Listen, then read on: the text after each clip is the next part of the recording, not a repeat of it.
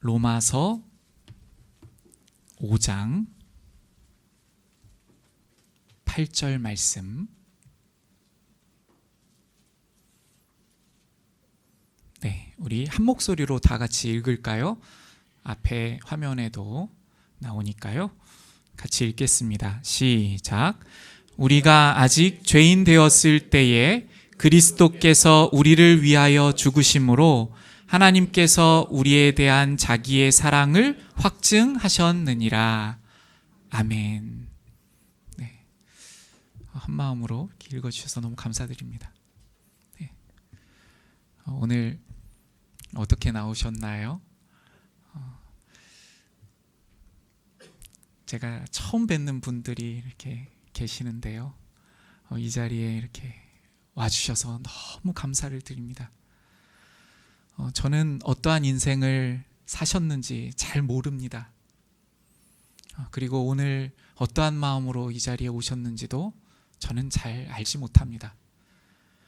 그러나 우리 주 하나님께서는 우리를 조성하시고 우리의 생명을 만드시고 이 세상 모든 것들을 만들어주신 우리 하나님께서는요, 오늘 어떠한 마음과 어떠한 고민과 어떠한 문제와 또 마음에 어떠한 갈등을 가지시고 이곳에 오셨는지 다 알고 계신다고 저는 믿습니다.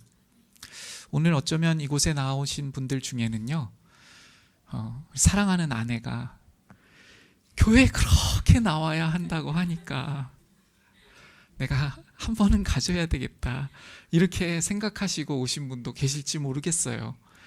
그리고 또 어떤 분은 또 옆에 있는 친절한 나의 이웃이 또 오랫동안 같이 직장 생활한 분이 교회 한 번 가자고 이렇게 하니까 내가 그동안에 같이 교제하고 또 관계를 해왔는데 이렇게 한번 부탁하니까 가야 되겠다, 이렇게 생각하고 오셨는지도 모르겠습니다.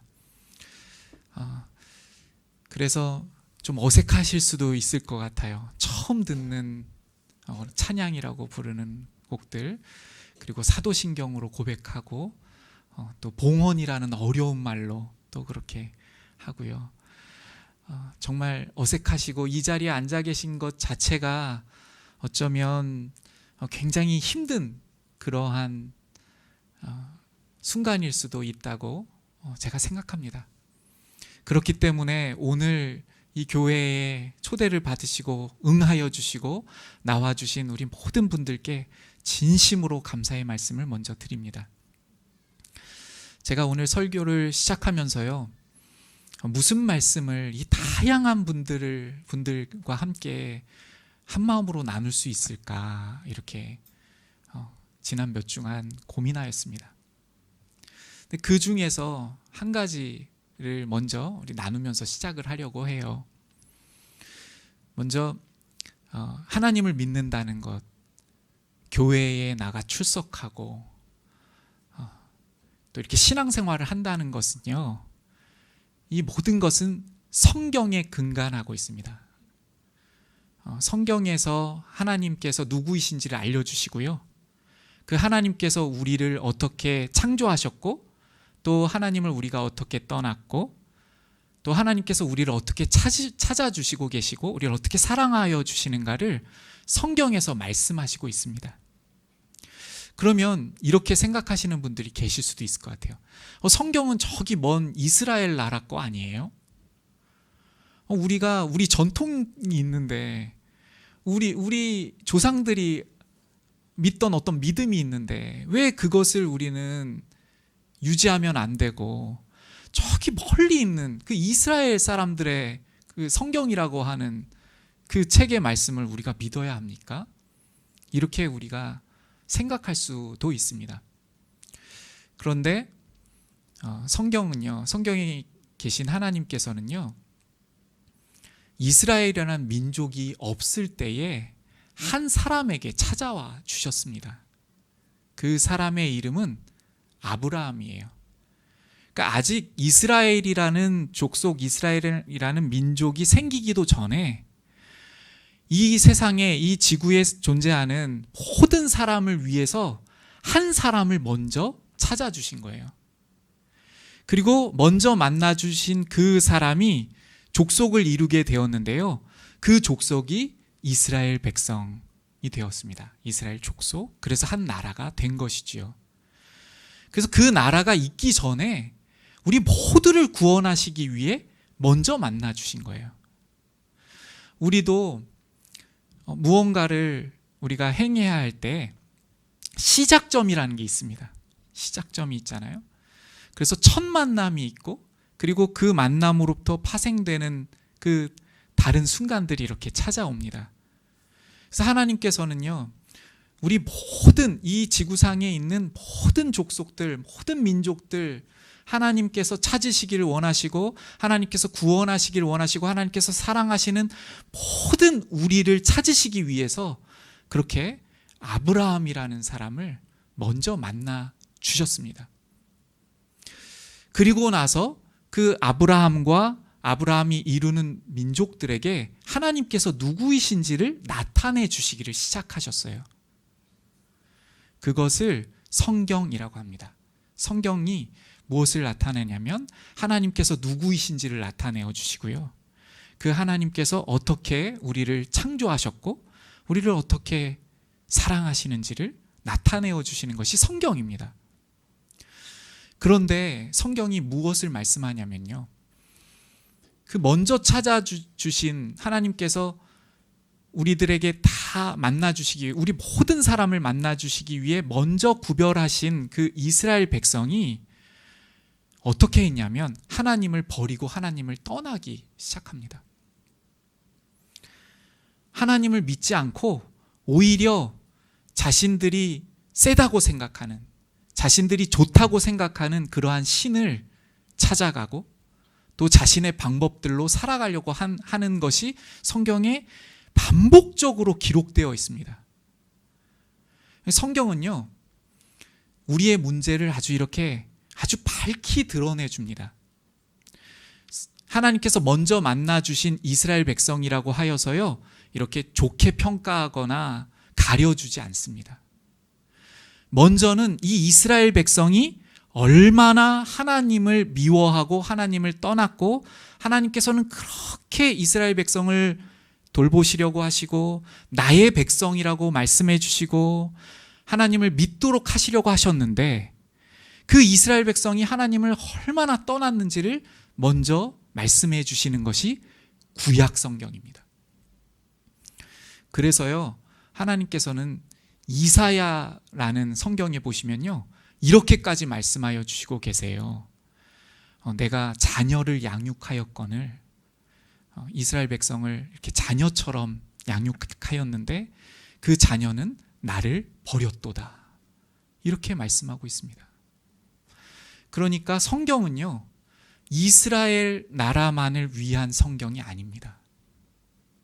그 이스라엘 백성의 하나님을 버리는 것을 통하여서 우리의 문제를 알려주시고자 하시는 것이 성경이고요, 우리 모두가 가진 문제가 무엇인지를 이 모든 성경의 기록들을 통하여서 우리에게 나타내어 주시기를 원하시는 분이 하나님이십니다. 하나님께서는 이스라엘에게 정말 하나님만 갓임을 알려주시기 위해서 많은 방법들을 동원하셨어요. 그래서 엘리야라고 하는 선지자가 살고 있던 시대에는요, 하나님께서 이스라엘 백성들을 나의 백성이라고 이렇게 불러주셨는데도요, 그 백성들이 다른 신을 섬기기 시작했습니다. 그래서 다른 신과 하나님 정말 다른 신들이 살아있는지, 하나님께서 정말 유일하신 하나님이신지를 보여줄 수 있도록 하나님께서 말씀해 주셨어요. 그래서 갈멜산이라고 하는 곳에 서가지고요, 그 이스라엘 백성들이 섬기고 있는 신들의 제단을 쌓으라고 하셨고, 그리고 하나님께 드리는 제단을 쌓으라고 하셨습니다. 그리고 하나님께서 정말 살아계시는 신이라면 하늘로부터 불을 내려서 그 제물을 받으신다고 하나님께서 말씀해 주셨습니다. 그랬을 때에 그 백성들이 자기가 믿고 있는 신에게 막 이렇게 요구를 합니다. 불을 내려 주시옵소서. 이렇게 밤이 늦도록까지 합니다. 그런데 아무런 변화가 없었습니다. 그리고 하나님께서는 결정적인 순간에 하나님의 살아계심을 나타내어 주셨습니다. 이렇게 하나님께서 누구이신지를 지속적으로 이스라엘 백성에게 나타내어 주셨어요. 근데 이런 많은 역사들, 많은 기적들, 이적들에도 불구하고 이스라엘 백성은 끝끝내 하나님께로 돌이키지 않았습니다. 하나님께서 아들을 보내어 주셨어요. 이스라엘 백성에게 마지막으로 선지자들을 다 보내어 주시고 깨우쳐 주시길 위해서 많은 사람들을 보내어 주셨는데요. 그 하나님의 말씀에도 불구하고 하나님께로 돌아가질 않았어요. 하나님께 돌아가지 않고 내가 지금 이 땅에서 나에게 유익이 되게 해주는 것, 나 이렇게 잘 살고 있는데요, 뭐가 문제예요? 하면서 그렇게 살았습니다. 하나님께로 돌이키질 않았어요. 영원히 심판이 있다고 말씀하신 하나님 앞에서 저는 너무나도 잘 살고 있어요, 이렇게 생각하고 저는 그 심판의 대상이 아니라고 생각했던 사람들이 이스라엘 민족입니다. 그래서 하나님께서 예수님을 보내주셔서 그들을 구원하시려고 작정하셨고 하나님의 아들 예수님을 보내어 주셨습니다. 2000년 전에 그래서 예수님께서 오셨어요. 예수님은요, 하나님이신데 인간의 몸을 입고 그 이스라엘에 와주셨어요. 이스라엘의 민족의 요셉이라고 하는 한 사람의 아들로 오셨어요. 그런데 우리와 태어난 것은 우리처럼 태어나시진 않았다고 성경은 말씀하십니다. 성령 하나님께서 잉태케 하셔서, 그러니까 우리는 정자와 난자가 만나서 이렇게 태어나서 오늘 이 하루를 살고 있잖아요. 그런데 이러한 생육법이 아니라 하나님께서 역사하여 주셔서 우리의 모습으로, 사람의 모습으로 이 땅에 오신 분이 바로 예수님이십니다. 그런데 그 예수님을 이스라엘 백성이 어떻게 하였냐면요, 처형했어요. 하나님께서 먼저 백성이라고 안아주시고 하나님께서 하나님의 살아계심을 먼저 나타내 주시고 하나님을 어떻게 떠났는지를 보여주시기 원했던 그 백성이 하나님의 아들을 처형했습니다. 그때 당시에 이스라엘 백성은요, 누군가를 처형할 수 있는 권리를 잃었었어요. 누군가를 자신이 심판하고 할 수 있는 어떤 권리를 상실한 시절입니다. 왜냐하면 그때 로마라고 하는 나라가 이스라엘을 지배하고 있었기 때문에 그렇습니다.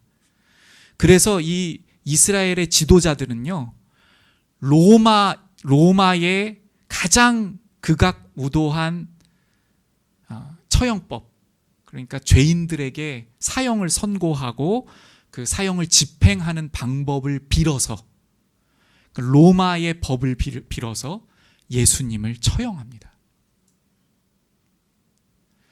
그 이유는 그것입니다. 하나님의 아들이 오셔서 이스라엘 백성을 죄인이라고 하셨거든요. 그것이 이유였습니다. 왜냐하면요, 이스라엘 사람들은 이렇게 생각했어요. 우리는 하나님의 선민이고 우리는 너무 잘 살고 있는데 우리가 어떻게 죄인입니까? 이렇게 생각하고 있었는데 예수님께서 오셔서 이스라엘 백성에게 죄인이라고 하시는 거예요. 그러니까 이 이스라엘 백성이 나는 죄인이지 않은데, 나는 너무 잘 살고 있는데, 나는 오히려 하나님을 잘 알고 하나님의 율법을 하나님께서 말씀해 주신 것대로 살려고 잘 그렇게 살고 있는데, 근데 죄인이라고 하니 너무나도 받아들이기 힘들었습니다. 그래서 어떻게 처형했냐면 예수님을 신성 모독하는, 예수님 스스로를 하나님의 아들이라고 말씀하시니까 그것을 신성 모독이라고 그렇게 여겼습니다. 어떻게 당신이 하나님의 아들입니까? 이렇게 하면서요, 신성 모독죄를 뒤집어 씌우고, 그리고 로마에 반대하는 정치범으로 그렇게 몰아가서 예수님을 십자가에 처형합니다. 이것이 하나님께서 택하신 아브라함의 후손 이스라엘입니다. 이것을 통하여서 우리 모두에게 하나님께서 말씀하시고자 하는 것이 있습니다. 그것이 무엇이냐면 하나님을 떠난 상태가 이렇다는 거예요. 하나님을 떠난 우리의 모습이 이와 같다는 것을 하나님께서 우리에게 알게 하시기 위해서 이 모든 것을 허용하여 주심으로 이렇게 우리에게 말씀하여 주시는 것입니다. 하나님께서는요, 이스라엘 백성을 택하실 때 이스라엘 백성이 하나님을 배반하고 하나님께서 아들을 보내어 주셨는데도 그 아들을 십자가에 못 박고 처형하고 미워할 줄을 이미 아셨습니다. 그렇지만 이것을 하나님께서는 감행하여 가십니다. 이렇게 역사해 나가세요. 왜냐하면 우리 모두가 다 하나님을 떠난 우리가 이렇게 하나님을 미워하고 하나님을 십자가에 못 박는 죄성이 우리 안에 있음을 알려주시기 위함입니다.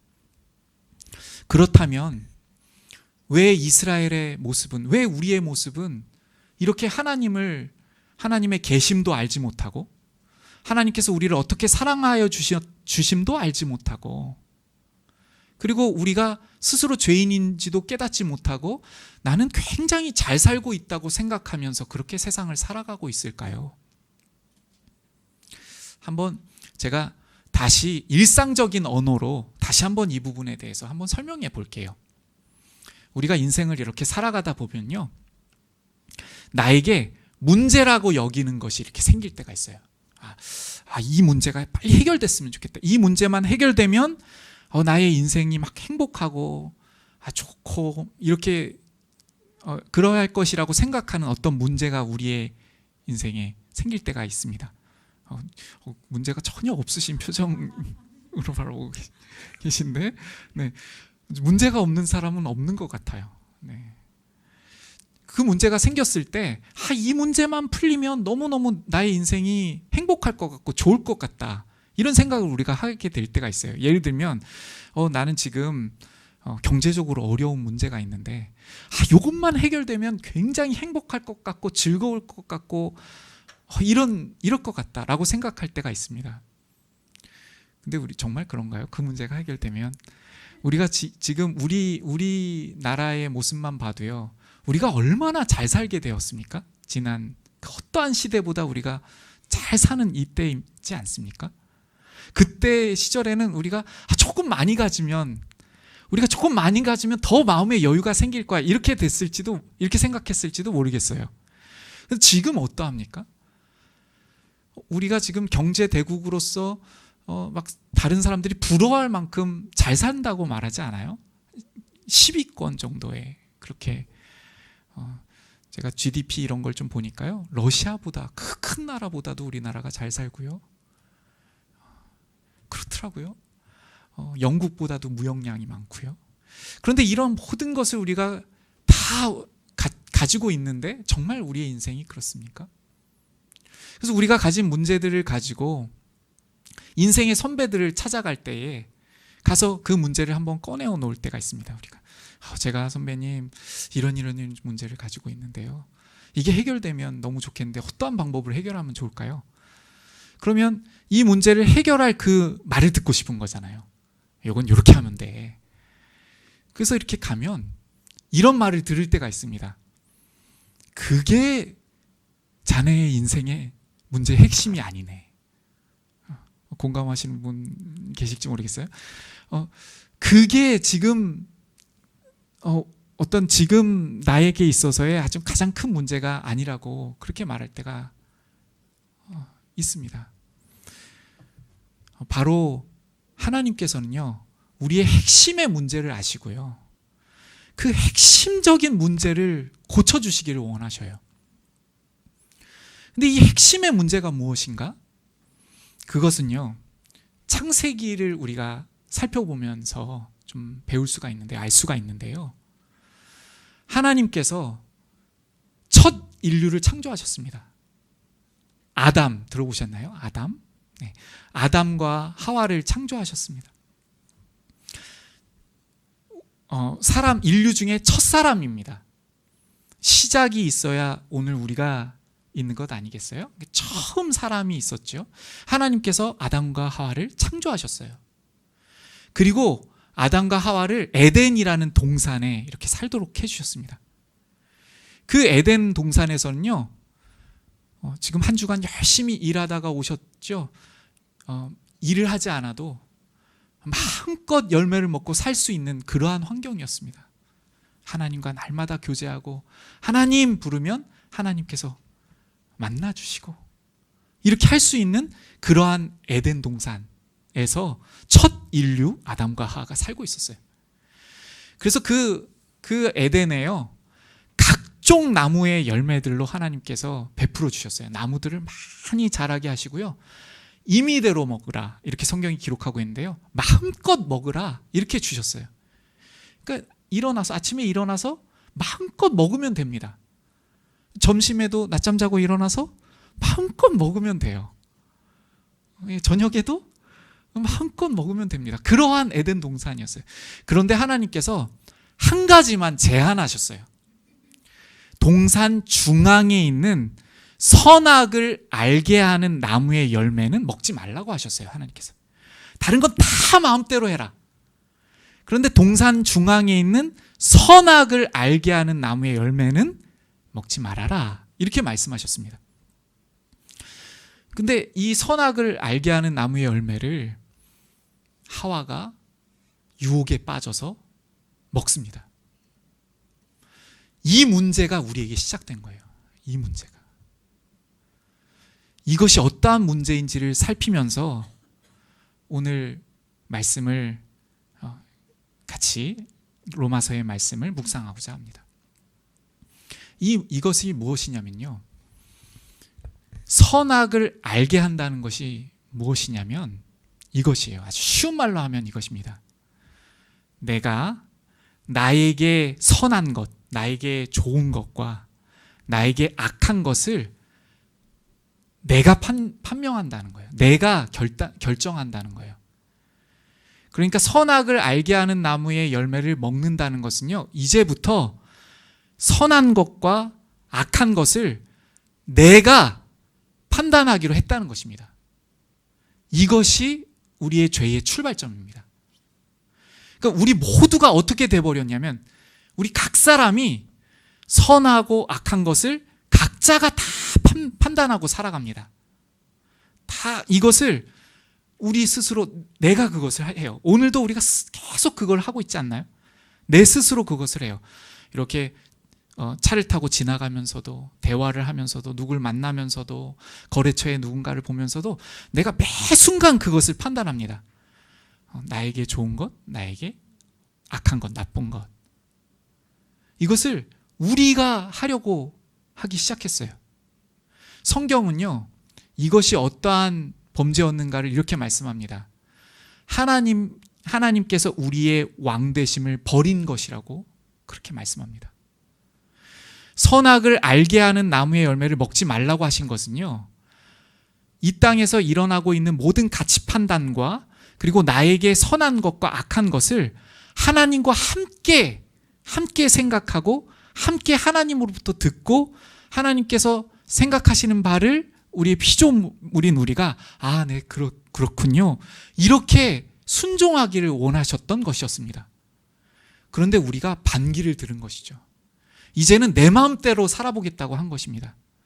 내 마음대로 내가 나의 인생에 유익이 되는 것 내가 취하고, 내가 내 인생에 있어서 유익이 안 되는 것은 내가 버리고, 이렇게 하겠다는 것이 시작된 것입니다. 그래서요, 이스라엘 백성들이 제가 앞에서 말씀드렸던 것처럼 하나님께서 독특하게 구별하여 주시고 우리 모든 민족을 만나주시기 위해서 먼저 찾아주신 이스라엘 백성이었는데도 불구하고요, 그 죄성, 나에게 좋은 것과 나쁜 것을 스스로 판단하는 이것 때문에 하나님을 버립니다. 그리고 예수님을 구원자로 여기지 않고 나에게 나쁜 사람이야 라고 생각하고 처형하는 것입니다. 나에게 악한 것이야 이렇게 생각하는 것이죠. 이것이 바로 우리가 가진 모든 문제의 근원이라고 성경은 우리에게 말씀하여 주고 있는 것입니다. 오늘 우리가 읽었던 로마서는요, 우리가 아직 죄인 되었을 때에라고 말씀하고 있습니다. 이것은요, 하나님께서 우리를 사랑하여 주시고 구원하여 주시기 원하는 것은요, 우리가 좀 다른 사람보다 좀 낫거나 똑똑하거나 아니면 좀 선하거나 아니면 예쁘거나 그래서 그런 것이 아닙니다. 하나님께서는 우리가 너무나도 죄악에 빠져 있는데 그것을 하나님께서는 너무나도 불쌍히 여기셔서 우리가 죄인임에도 불구하고 예수님을 보내어 주셔서 깨닫지 못하고 있을 때 우리를 위하여 예수님을 십자가에 못 박도록 하십니다. 그런데 이 사건이 우리에게 얼마나 중요한 사건이 되었는가. 예수님께서요, 십자가에 죽어주신 것을요, 이 십자가에 죽으실 때에 하나님께서 죄인인지도 알지 못하는 우리를 예수님의 그 십자가 위에 다 올려놓으십니다. 무슨 말씀이냐면요, 예수님을 받아들이지 않고 예수님을 처형하고 있는 이스라엘 백성들이 예수님을 죽이고 있잖아요. 이 죽이고 있는 이것을 이미 아시고요, 이것을 하나님께서 우리를 구원할 방법으로 세우셨어요. 정리가 좀 어려우실 수도 있는데요, 하나님께서는 우리가 어떻게 하나님을 버리고 이스라엘 백성이 하나님을 버리고 예수님을 영접하지 아니하고 예수님을 십자가에 못 박을 것을 이미 아시고 그것을 구원의 방법으로 세우셨어요. 그것이 어떻게 구원의 방법이 되는가? 우리가 하나님을 떠나고 하나님 없이 살아가는 것이 우리 모든 죄악의 문제인데요, 이 죄악으로 말미암아 우리는 교만하여지고 우리는 이기적이 되고 오직 나 중심적으로 살아가는 사람이 되었습니다. 그래서 한번 생각해 보세요. 너무나도 사랑하는 자녀들조차도요, 내가 원하는 방식대로 키우지 않습니까? 내가 원하는 방법대로 그렇게 하고 정말 자기 중심적인 그러한 우리가 될 수밖에 없었어요.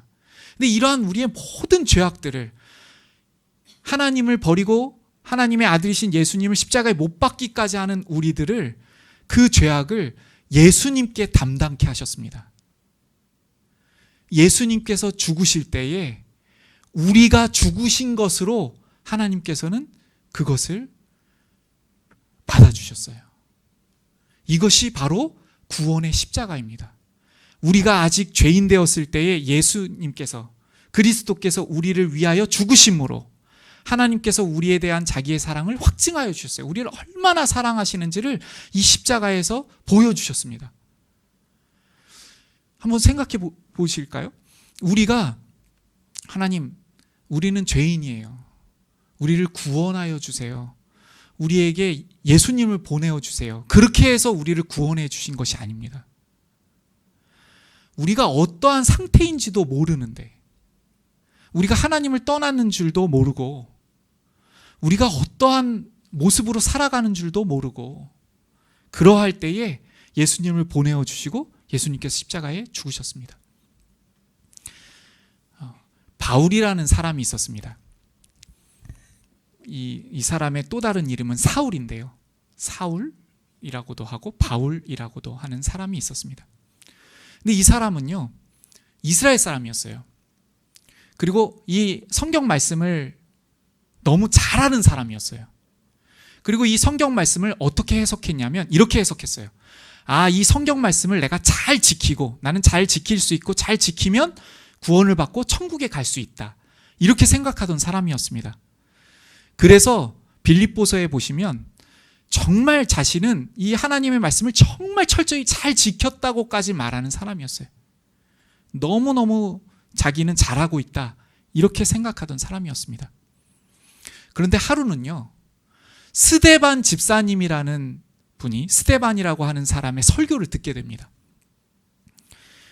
근데 이 스데반이라는 분이 어떻게 설교를 하냐면, 구약 성경이 말씀하시는 바는 우리 민족이, 이스라엘 민족이 하나님께서 보내어 주신 선지자들을 지금까지 다 죽인 것처럼 하나님의 아들을 보내어 주셨음에도 불구하고 하나님의 아들을 죽였습니다.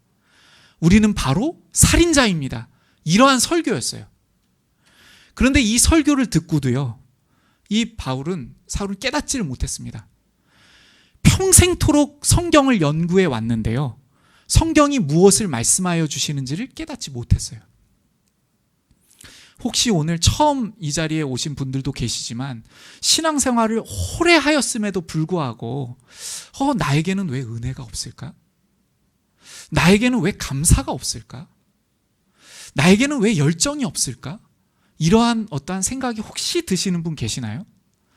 나는 지금까지 신앙생활을 잘한다고 하고 또 부모님이 교회를 다니시고 그리고 신앙을 고백하고 이렇게 다닌다고 하는데 나는 왜 이렇게 마음에 감동이 없고 감사가 없고 어떤 은혜가 없는가?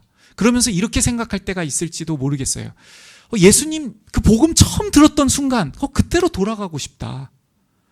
예수님 처음 믿었을 때 그때 열정이 있었고 눈물이 있었고 뭔가 깨닫는 것이 있었는데 이렇게 생각하실 때 어떤 그런 순간이 있으실지 모르겠어요. 그때에 우리가 눈물을 흘렸다면요, 우리가 죄인인 줄을 처음 깨달았던 그 순간이기 때문에 그렇습니다. 그런데 그 감동은 오래가지 않아요. 우리는 자꾸 우리를 쉴 새 없이 옳게 여기기 때문에 마치 이스라엘 백성처럼 바울 사도처럼 우리의 신앙생활이 세련되어지고 그리고 교회 생활에 적응하면 적응할수록 우리가 죄인임을 잊어버립니다.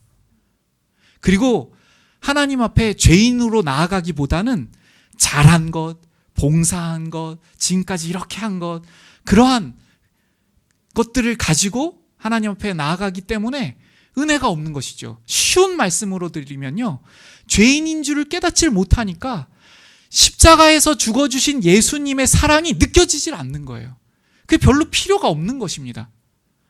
오늘 이 하루를 살아가면서 나에게 더 필요한 것은 나에게 지금 빨리 내가 지금 해결하고 싶은 어떤 문제, 이러한 것을 빨리 해결해 주실 것만 생각하고 왜 하나님은 나에게 이러한 복을 안 주시지? 왜 하나님은 나에게 이러한 것을 풀어주시지 않지? 이렇게 오히려 원망하게 되는 그런 우리가 아닙니까? 우리에게 은혜가 없다는 것은요, 오늘 내가 죄인인 줄을 깨닫지 못하기 때문에 그렇습니다. 오늘 내가 너무 잘하고 있기 때문에 은혜가 없고 감동이 없고 감사가 없는 것이죠. 바울 사도가 그랬습니다. 성경을 후에 많이 쓰게 되는 그러한 인물인데요, 처음에 설교를 들었을 때는요, 어떻게 생각했냐면 그 스데반 집사를 죽여야 된다고 생각했어요. 왜냐하면 이 성경을 잘못 해석하고 있기 때문이라고 생각했기 때문에 그래요. 아니, 어떻게 저런 설교를 할 수가 있어? 우리 민족이 어떤 민족인데, 하나님께서 택해 주신 민족인데 우리가 지금까지 그렇게 잘못했다고? 아니, 우리가 하나님의 아들을 못 알아보고 처형했다고? 아니, 어떻게 구약 성경의 말씀을 저렇게 해석할 수가 있어? 이렇게 받아들이고요, 그 스데반 집사를 죽이는 것에 동참합니다. 그리고요, 그 다음부터 어떻게 하기 시작하냐면요, 예수님을 믿는 사람들을 따라다니면서 말려요. 얼마나 열정이 큽니까? 예수님을 믿는 사람들을 잘못됐다고 따라다니면서 막 핍박하고 그 믿으면 안 된다고 하고 그렇게까지 합니다. 그때에 지금의 지도상으로는요, 시리아라는 나라가 들어보셨나요? 시리아라는 지역이 있는데요, 예루살렘으로부터, 지금 바울이 있는 예루살렘으로부터 250km나 떨어진 다마스커스라는 도시까지 따라가서 예수님을 믿는 사람들을 다 멸절시켜야 되겠다고 생각했던 사람이 바울 사도였습니다. 왜 그랬는가? 나를 죄인이라고 그랬기 때문에. 내가 무슨 그렇게 죄인이라고? 내가 얼마나 잘 살았는데. 그런데요, 세상적으로 봤을 때는 정말 이 바울이라는 사람이 잘 살았을 수도 있어요. 우리가 보는 눈으로는요, 그렇게 잘 살았을 수도 있습니다. 다른 사람에게 피해 안 주고, 성실하게 자기에게 맡겨준 것 다 잘 감당하고, 그리고 그 이스라엘의 어떤 법이나 질서나 이런 것들 다 잘 따르고, 정말 잘 지키고, 그렇게 했습니다. 그런데 스데반 집사님이 나타나서 죄인이라고 하니까 그것을 견디기가 어려운 것이죠. 지금까지 오랫동안 신앙생활 해오신 분들 한번 오늘 이 말씀을 들으시면서요, 정말로 얼만큼의 죄인이라고 생각하고 계십니까? 이 깊이가 바로 십자가를 내가 이해하는 정도입니다. 내가 신앙생활하고 교회에 오는 것을 내 인격이 한 60점 정도는 되는데 40 정도를 채우기 위해서 교회를 오는 것이라면 다시 첫 자리에부터 다시 시작해야 합니다. 우리가 완전히 고장나버린 마음을 갖고 있다는 것을 우리가 모두 이 성경 말씀을 통해서, 그게 이스라엘의 문제가 아니라 우리 모두의 문제를 말씀하여 주시고 있는 것입니다. 오히려요, 우리가 신앙생활에 세련되어지고 말씀을 좀 내 방식대로 알아가잖아요. 그러면 우리가 오히려 이스라엘 백성처럼 될 수가 있습니다. 우리가 오히려 바울 사도처럼 될 수가 있고요, 이 성경의 말씀을 제대로 전해주는 어떠한 메시지 앞에서 불만이 생기고 반감이 생길 수 있는 그러한 우리입니다. 예수님께서 오셨던 시절에요, 율법사가 예수님에 대항하여서 나타났던 장면이 있습니다. 이 율법사는 너무나 성경을 잘한다고 생각했어요. 그래서 이 성경을 가지고 예수님을 시험해 보고자 일었었어요. 근데 그에게 이러한 특징이 있었습니다. 나를 옳게 여기려고, 나를 옳게 보이려고, 자신을 옳게 보고 있다는 것이죠. 나는 법 없이도 살 사람이야. 요즘 말로 하면 그러한 것이죠. 이 부분이 우리가 해결이 되지 않고서는요, 신앙이 제대로 시작될 수가 없습니다. 사랑하는 성도님 여러분, 그리고 오늘 처음 이 자리에 참석해 주신 여러분, 제 말이 굉장히 어렵게 들리실 수도 있어요.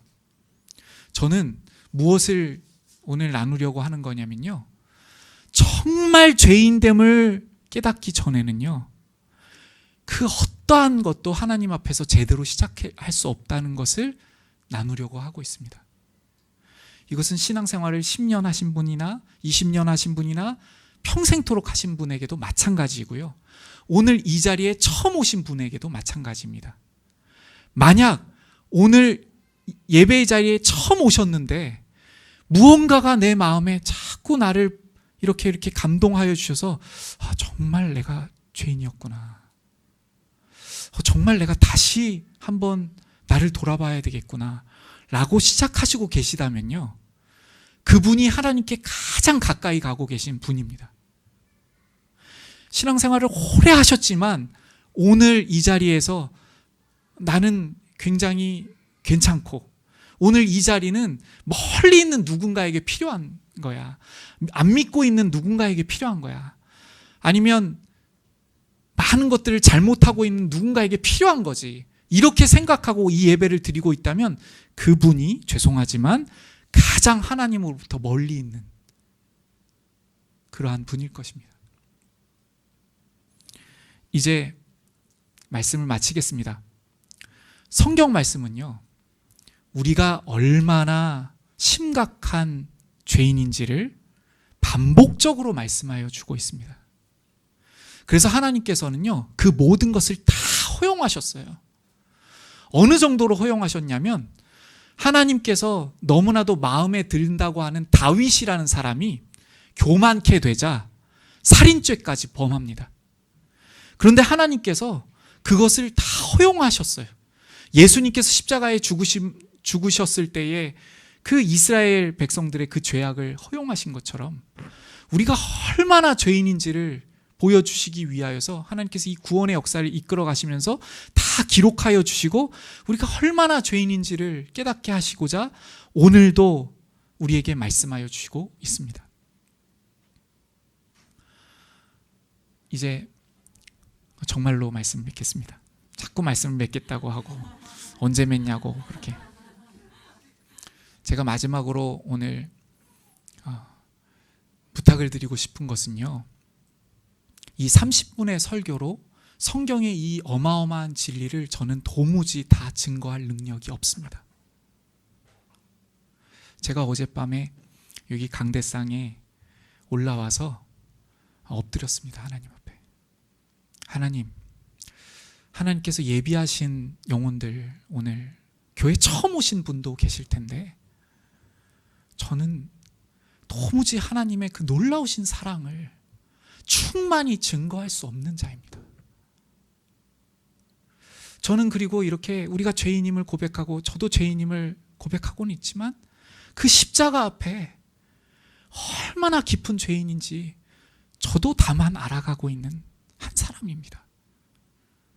하나님 아버지, 하나님께서 사랑하시는 백성들을 모아주셨사오니 우리가 얼마나 하나님 앞에 떠나 있고 내가 스스로 하나님을 몰아내고 내 자리에서 하나님을 몰아내고 내가 왕이 되려고 하고 있는가, 오늘도 얼마나 내가 그렇게 살고 있는가를 우리 모두가 신앙생활을 통하여서 교회에 모여서 깨닫게 하여 주시옵시고 성경 말씀 붙들고 예배드리고 함께 교제하면서 깊이 알아갈 수 있는 우리 모두가 될 수 있도록 인도하여 주옵소서. 이렇게 간구드렸습니다. 제가 어렵게 말씀드렸다면 제가 용서를 구하고 싶습니다. 그렇지만 제가 한 가지 강력하게 말씀드리기를 원하는 것은요, 다시 한번 성경 말씀 붙들고 신앙생활을 시작해 봐야지. 창조주 하나님이 정말 계시다고? 나는 지금까지 몰랐는데 정말 계신가? 한번 알아가기를 시작해 봐야 되겠다. 이런 생각이 드셨다면요, 한번 결단해 보십시오.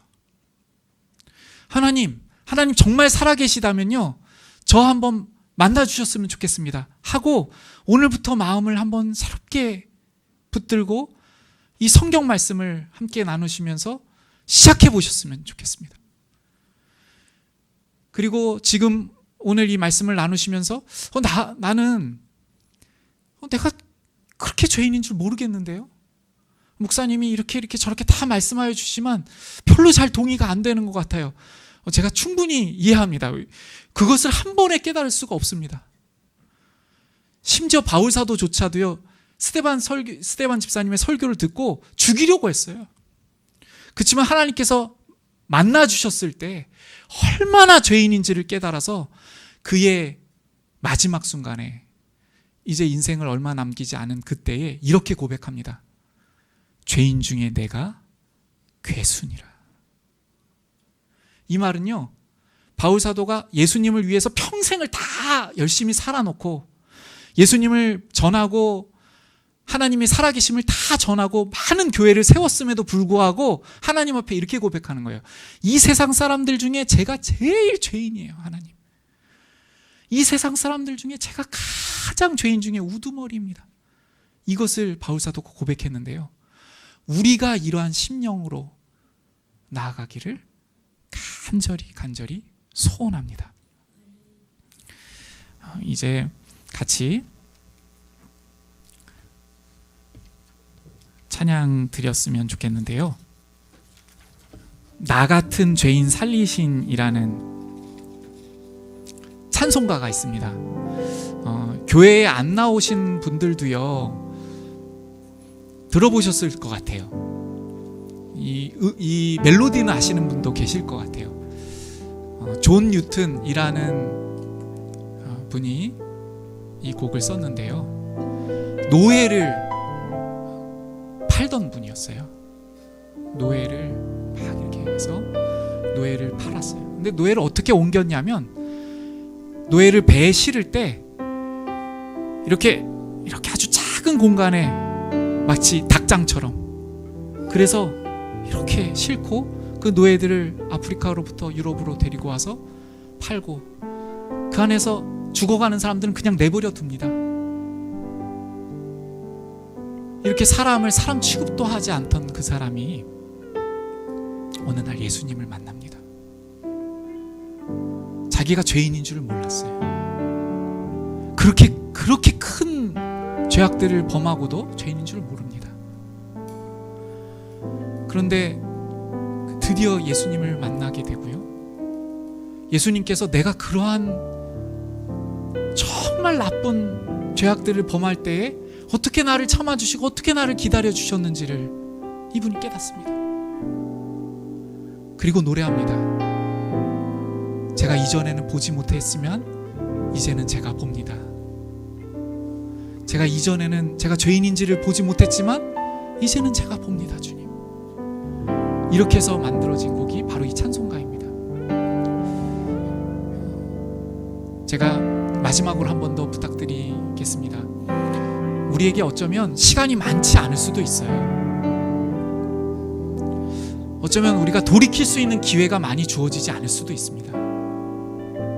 하나님께서는 회개하실 시간을 우리에게 주시는데, 하나님의 창조주 되심과 하나님의 구속주 되심, 이것을 깨닫게 하시는 시간이 우리에게 주어지는데요, 그 은혜의 때에 하나님의 메시지를 들으시고요, 우리의 삶을 다시 한번 나의 창조주, 나의 구속주 앞에서 새롭게 시작하기를 원하는 마음으로 이 고백으로 올려드리며 찬양 드렸으면 좋겠습니다.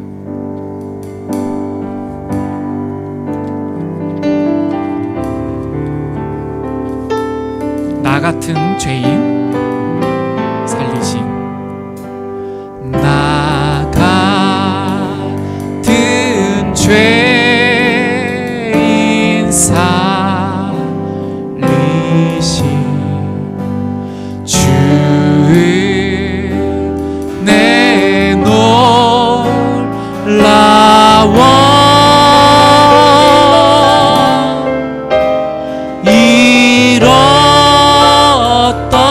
생명 찾았고 광명을 얻었네. 2절로 찬양할까요? 큰 죄악, 큰 죄악에서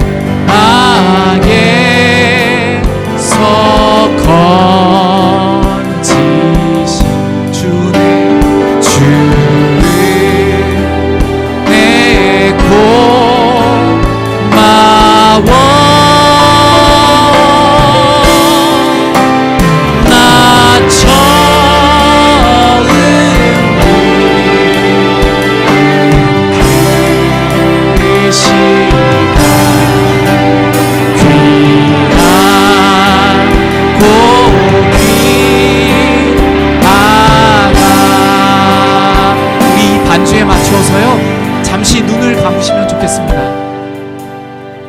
우리 신앙생활을 오랫동안 하셨던 분들도요, 잠시 눈을 감고 주님 앞에 나아갔으면 좋겠습니다. 오늘 이 순간 정말 하나님의 복음 앞에서 나를 어떠한 자로 생각하고 주님의 복음이 나를 위한 복음인지를 나는 과연 믿고 있는가? 주님께서 나를 위하여 십자가에 죽으시지 않는다면 나는 정말 살 길이 없는 그러한 죄인임을 내가 깨닫고 있는가? 만약 깨닫지 못하고 있다면요, 주님 저를 불쌍히 여겨주시옵시고, 주님 제가 얼마나 주님 앞에 죄인임을 알 수 있도록 인도하여 주옵소서. 이렇게 기도하며 나아갔으면 좋겠고요.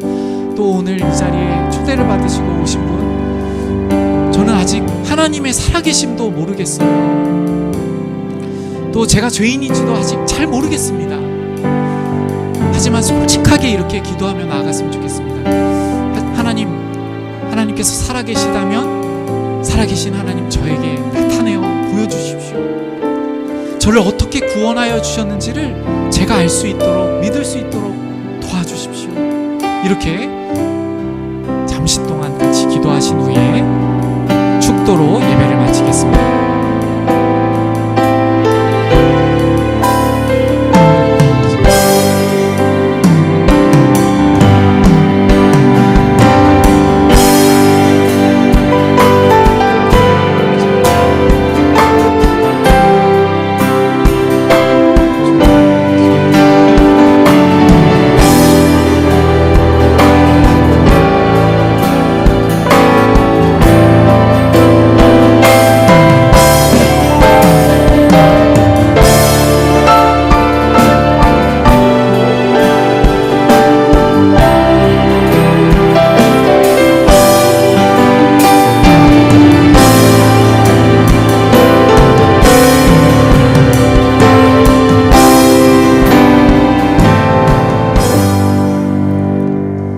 이제는 우리 주 예수 그리스도의 은혜와 아버지 하나님의 극진하신 사랑하심과 성령 하나님의 우리 안에 내주하심으로 말씀을 깨닫게 하시며 우리가 죄인인 줄을 깨닫게 하시며 예수님께서 왜 이 땅에 오셨고 왜 십자가를 지셨는지를 알게 하여 주시는 역사가 오늘 말씀 붙들고 우리의 삶을 새롭게 하기를 소원하는 이곳에 머리 숙인 모든 분들의 머리머리 위에 이제로부터 영원까지 항상 함께 계시옵기를 축원드리옵나이다. 아멘.